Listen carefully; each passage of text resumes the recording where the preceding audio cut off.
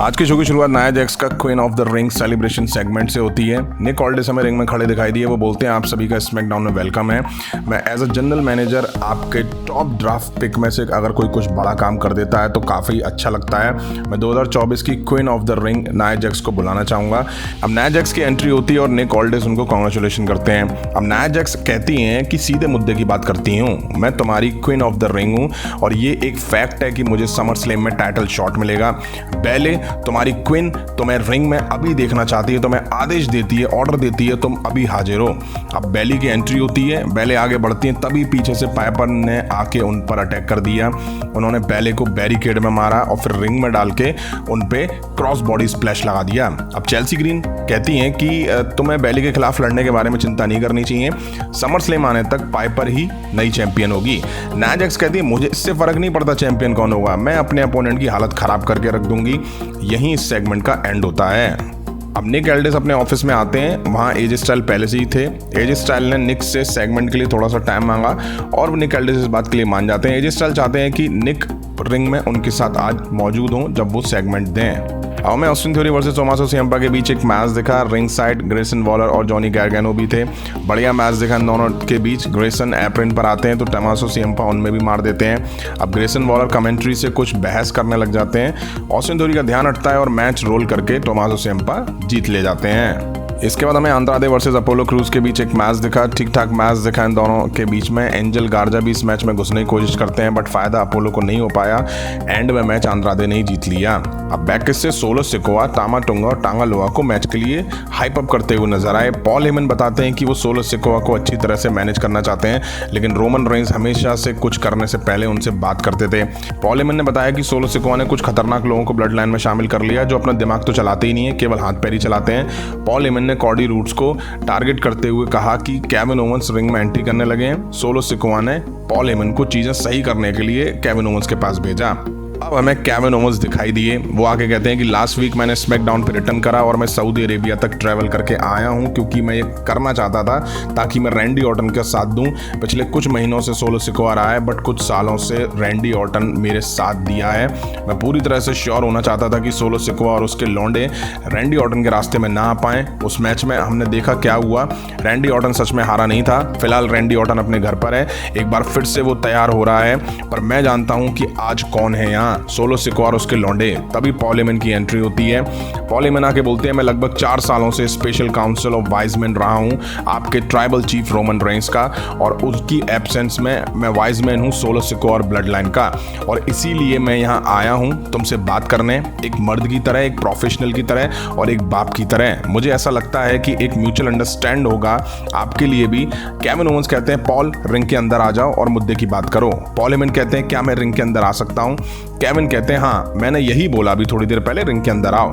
Paul Heyman कहते हैं कि मुझे नहीं लगता यहाँ पे कोई भी इस एरिना में रोमन रेंस को मुझसे ज़्यादा चाहता होगा, और ये बताता हूँ क्यों। तुम बार बार सोलो सिकोआ का नाम लेते हो और रोमन रेंस के अंदर तुम्हारे लिए काफ़ी इज्जत थी और रहेगी। जो भी तुमने किया, रोमन रेंस तुम्हारी इज्जत करता है, तुम्हें एक्नॉलेज करता है एक असली खतरे की तरह उसके टाइटल के लिए। सोलो को तुम्हारे लिए कोई इज्जत नहीं है, वो ऐसी क्रिमिनल को लेकर आ रहा है ब्लड लाइन के लिए। हमने हर एक ब्लड लाइन मेंबर को मना करा क्योंकि हम नहीं चाहते थे कि ऐसे लोग ब्लड लाइन में आएं, और तब तुम ऐसे लोगों से लड़ रहे हो। ये लोग नहीं हैं, ये खून के प्यासे हैं और ये कोई रीज़न नहीं ढूंढते हैं, ये तो बस तुम्हें मारना चाहते हैं।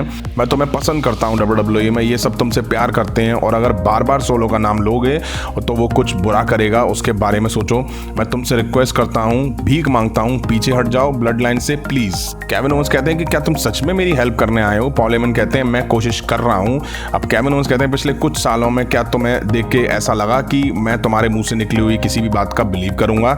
मैं इस एक्ट के पीछे नहीं जाने वाला। क्या लगता है मुझे नहीं पता कि तुम ही हो इस सब के पीछे? पहले तुम ब्रॉक लेसनर को छोड़ के रोमन रेंस के पास आते हो, फिर रोमन रेंस को छोड़ के सोलो सिकोआ के पास आते हो। मुझे सब पता है तुम ये सब क्यों कर रहे हो। तुम चाहते हो कि उनको लेके सबके मन में डर बन जाए। पिछले 4 साल से मैं ब्लड लाइन के खिलाफ लड़ रहा हूँ। मैं जानता हूँ कि किस काबिल है, उन्होंने क्या नहीं किया मेरे साथ, फिर भी मैं यहाँ खड़ा हूँ, पर वो ब्लड लाइन था। Roman Reigns, Jey Uso, Jimmy Uso, मेरी इज्जत थी उनके लिए, बट सोलो सिकोआ और वो दो लौंडे जो ब्लड लाइन है वो ब्लड लाइन नहीं है। मैं चाहता हूँ वो लोग यहाँ आएँ, और अगर तुम्हें लगता है 1 मिनट के लिए भी कि मैं उनसे लड़ना छोड़ दूंगा तो याद रखना कि मेरा स्लोगन है कीप फाइटिंग, मुझे तुम्हारी कोई हेल्प नहीं चाहिए। पॉल हेमन कहते हैं ठीक है, हाँ मैं शायद तुम्हारी हेल्प नहीं कर रहा, मैं तुम्हें बचाना चाहता हूँ, शायद की बात करनी है तुम्हें, तो क्या मैं प्रायश्चित नहीं कर सकता? नहीं, मैं नहीं कर सकता क्योंकि मैं पॉल हेमन हूँ। नहीं, मैं नहीं कर सकता क्योंकि ये पागल लोग हैं, मैं तुम्हें मार देंगे। आके मैं ऐसे मानूँ कि ये मेरी बात नहीं मानते हैं, ये एजेंडा लेके चलते हैं, सोलो टेक ओवर कर रहा है, तो मैं समझ नहीं आ रहा है। पॉल हेमन माइक झटके से छोड़ते हैं तो केविन ओवेंस को लग जाता है, तभी केविन ओवेंस पॉल हेमन की तरफ बढ़ते हैं और सोलो सिकोआ, टामा टोंगा और टांगा लोआ की एंट्री होती है। केविन ओवेंस अकेले थे, तभी स्ट्रीट प्रॉफिट्स केविन ओवेंस के साथ आगे खड़े हो जाते हैं। अब टामा टोंगा, टांगा लोआ स्ट्रीट प्रॉफिट से और केविन ओवेंस सोलो सिकोआ से भिड़ते हुए दिखाई दिए। सोलो और केविन लड़ते भिड़ते हुए रिंग से होते हुए, क्राउड से होते हुए बैक से चले जाते हैं। स्ट्रीट प्रॉफिट टामा टोंगा और टांगा लोआ को रिंग के बाहर करके उन्हें ढेर कर देते हैं।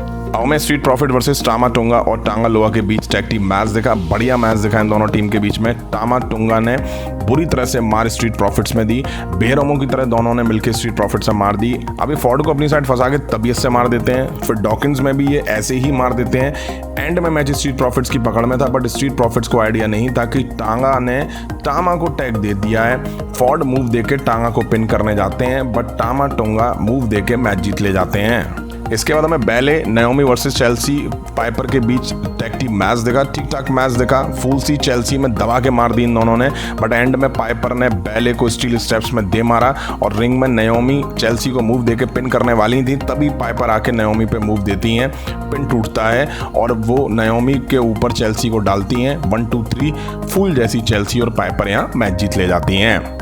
अब एजे स्टाइल रिंग की तरफ बढ़ते हैं तो एले नाइट मिलते हैं, वो कहते हैं अगर रूमर सही है तो मैं इज्जत करता हूं तुम्हारी। थोड़ा आगे चलते हैं तो कॉडी रूड्स मिलते हैं, दोनों हाथ मिलाते हैं और फिर एजे स्टाइल कॉडी रूड्स के कान में कुछ कहते हैं। अब एजे स्टाइल गैलोज एंडरसन के साथ एंट्री करते हैं। एजे स्टाइल की एंट्री पे काफ़ी उन्हें इमोशनल दिखाया गया, काफ़ी इमोशनल माहौल दिखाया गया। मतलब WWE पॉइंट आउट कर रही थी कि शायद एजे स्टाइल रिटायरमेंट अनाउंस करने वाले हैं। अब एजे स्टाइल रिंग में खड़े होते हैं, उनकी आंखों में थोड़े आंसू दिखाए जाते हैं। अब वो आके बोलते हैं मुझे आपको बताना है, मैं काफ़ी सोच रहा हूँ। जो निक ने कहा, काफ़ी सोचा उसके बारे में मैंने, अगर मैं फिर से कॉडी रूड्स खुद से लड़ना चाहता हूं तो मुझे लाइन के पीछे जाना होगा और अपॉर्चुनिटी वापस से लेनी होगी। मैं समझता हूं वो अपना काम कर रहा है, मैं काफ़ी काम करा इस पे, पूरे हफ्ते काम करा, मैं वो नहीं कर सकता। मैं अपने करियर में यहाँ खड़ा हूँ, मैं ये काम नहीं कर सकता, मैं अपनी ज़िंदगी में नहीं कर सकता ये चीज़। मैं 2 डिकेड यानी कि 20 साल से ऐसा करता आया हूँ, मेहनत करता हुआ आया हूँ, बॉडी खून बहा है मेरा पूरी दुनिया में इसी के लिए ताकि मैं फिनोमिनल बन सकूँ। पर पिछले हफ्ते ग्रेजुएट हो गया मेरा बेटा स्कूल से और मैं वहाँ जा पाया, उसकी पार्टी थी, दोस्त आए थे, फैमिली मेम्बर्स आए थे, फ्रेंड्स आए थे, सब कुछ मेरी आंखों के सामने हो रहा था। ये ऐसे मोमेंट हैं जो मैंने काफ़ी बार मिस करे हैं अपनी लाइफ में, रेसलिंग करियर में। इसकी बजाय मैं फिनोमिनल बनूँ, मुझे घर पे रहना चाहिए और एक फिनोमिनल बाप होना चाहिए। गैलोज एंडरसन आ जाओ यहाँ पे, तुम दोनों के बिना ये मैं नहीं कर पाऊँगा, आई लव यू। तुम दोस्तों से बढ़ के हो, अगर हम एक आखिरी बार करना होता तो अब करेंगे। इसके बाद वो फिर अपना वही साइन वगैरह बनाते हैं, तीनों हक करते हैं। एजे स्टाइल कहते हैं जाने से पहले कॉडी मैंने तुम्हारे कान में कुछ कहा था, मैंने पूछा था क्या तुम्हें कोई प्रॉब्लम होगी अगर मैं तुम्हें यहाँ बुलाऊं? कॉडी तुम आ जाओ। कॉडी बिना टाइटल के एंटर होते हैं। एजे स्टाइल कहते हैं तो यहाँ पे आने से पहले, मैं कुछ कहने से पहले मैं तुम्हारी आंखों में देखना चाहता हूँ, मुझे सबसे बेहतरीन मैच देने के लिए थैंक यू। क्राउड काफ़ी बेहतरीन था उस दिन। अब अगर मेरे करियर में कोई आखिरी मैच होता तो वही होता, और तुम जान लो ये एजे स्टाइल बेल्ट हाउस है और मैंने तुम्हें यहाँ बुलाया है इस घर की देने के लिए। कॉडी रूड्स कहते हैं हम दोनों के बीच टेक्स्ट मैसेज हुए हैं एक बार बैकलैश के बाद। मैं जानना चाहता था कि तुम ठीक हो कि नहीं हो, तुमने बताया कि तुम ठीक हो मेरे छोटे भाई। मैं कहना चाहता हूँ तुम्हारे फैसले के बारे में, बट मैं ये नहीं कहना चाहूँगा। Thank you AJ style. दोनों इसके बाद हक करते हैं। कॉडी रूड्स एजे स्टाइल के हाथ ऊपर करते हैं। रिटायरमेंट हो या ना हो, बट मैं इस बात के लिए 1000% श्योर था कि ये होगा, और वैसे ही हुआ। एजे स्टाइल ने कॉडी रूड्स पर अटैक कर दिया और बुरी तरह से कॉडी रूड्स में मार दी। स्टील स्टेप्स पे दे मारा और स्टील स्टेप्स से रिंग साइड स्टाइल क्लैश देके कॉडी रूड्स को ढेर कर दिया। यहीं आज का स्मैकडाउन का एपिसोड एंड हुआ। अब कल की वीडियो में मैंने कहा था कि कॉडी रूड्स के लिए अपोनेंट की कमी है और WWE एजे स्टाइल को क्लैश एट द कैसल के लिए वापस कॉडी रूड्स के खिलाफ बुक कर सकती है, तो इससे ज़्यादा वाहियात कुछ नहीं नहीं होगा, और यही आज स्मैकडाउन पे होता हुआ दिखाई दिया है। अब इस पे क्या कहूँ, वरना फिर कुछ कॉडी रूट्स के फैंस को मिर्च लग जाएगी। अब एक बात बताओ, निक ऑल्डर्स जब कह रहे हैं कि तुम्हें लाइन में वापस पीछे जाना पड़ेगा कॉडी रूट्स के खिलाफ टाइटल अपॉर्चुनिटी लेने के लिए, तो ये बढ़िया है। कॉडी रूट्स को बुलाओ, अटैक करो और टाइटल मैच ले जाओ। खैर छोड़ो, अब तो ब्लड लाइन को लेके भी कुछ खास नहीं दिख रहा है। सोलो सिकोआ की ब्लड लाइन के सामने बस केविन ओवेंस ही खड़े दिखाई दे रहे हैं, जो कि पिछले 4 साल से ही दिखाई दे रहे हैं ब्लड लाइन के सामने। अब आप अंदाज़ा लगा लो, शो ठीक ठाक था। आपको कैसा लगा कमेंट करके जरूर बताइएगा। अभी के वीडियो में इतना ही। पसंद आए तो लाइक और शेयर करें, और इस तरह के इंटरेस्टिंग अपडेट्स के लिए चैनल को सब्सक्राइब करें, बेल आइकन को प्रेस करें। मिलता हूँ जल्दी नेक्स्ट वीडियो में। Thank you.